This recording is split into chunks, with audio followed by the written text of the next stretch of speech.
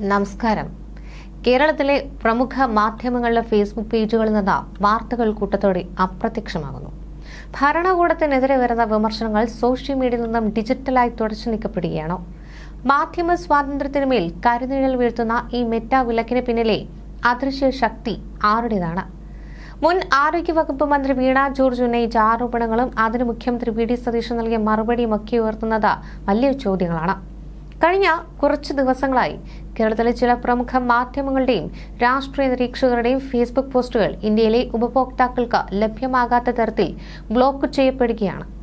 വെറുതെ അങ്ങ് ഡിലീറ്റ് ചെയ്യുകയല്ല, കേന്ദ്ര സർക്കാരിന്റെ IT റൂളിന്റെ മറവിൽ മെറ്റയെ കൊണ്ട് നിർബന്ധിപ്പിച്ച് നീക്കം ചെയ്യിക്കുകയാണെന്നാണ് ആരോപണം.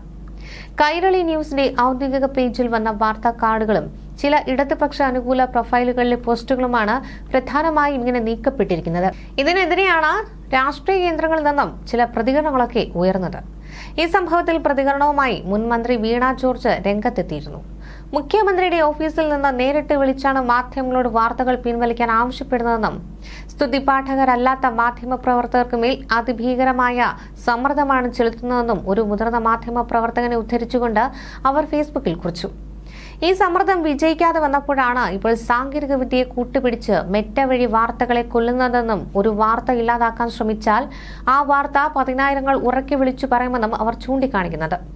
ഇനി നമുക്കിതിന്റെ രാഷ്ട്രീയ പശ്ചാത്തലവും ഭരണപക്ഷത്തിന്റെ നിലപാടുമൊക്കെ നോക്കിയാൽ നിലവിലെ UDF സർക്കാരിനും മുഖ്യമന്ത്രി വി ഡി സതീശനും എതിരെ ഉയർന്ന ചില വിവാദ വാർത്തകളാണ് ഫേസ്ബുക്കിൽ നിന്നും വ്യാപകമായി നീക്കം ചെയ്യപ്പെട്ടതെന്ന് പ്രതിപക്ഷം ആരോപിക്കുന്നു. യൂത്ത് കോൺഗ്രസ് നേതാക്കൾ ഉൾപ്പെട്ട ചില കേസുകളുമായി ബന്ധപ്പെട്ട വാർത്തകളും മുഖ്യമന്ത്രിയെ പ്രതിക്കൂട്ടിലാക്കുന്ന പ്രസ്താവനകളുമാണ് പ്രധാനമായും മെറ്റ ഹോൾഡ് ചെയ്തിരിക്കുന്നത്.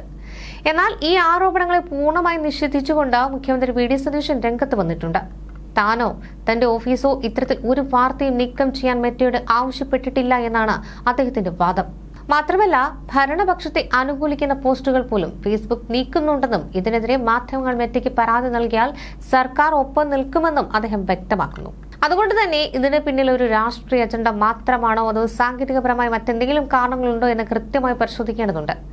ഒരു ജനാധിപത്യ രാജ്യത്ത് മാധ്യമങ്ങൾക്കുള്ള സ്വാതന്ത്ര്യം എത്രത്തോളമുണ്ടെന്ന് നമുക്കറിയാം. അച്ചടി ദൃശ്യ മാധ്യമങ്ങൾക്ക് പുറമെ സാധാരണക്കാരന്റെ ശബ്ദമായി മാറിയ സോഷ്യൽ മീഡിയ പ്ലാറ്റ്ഫോമുകളെ പോലും സാങ്കേതിക വിദ്യയുടെയോ നിയമങ്ങളുടെയോ മറവിൽ സെൻസർ ചെയ്യാൻ തുടങ്ങിയാൽ അത് വലിയ ആശങ്കയാണ് ഉണ്ടാക്കുന്നത്.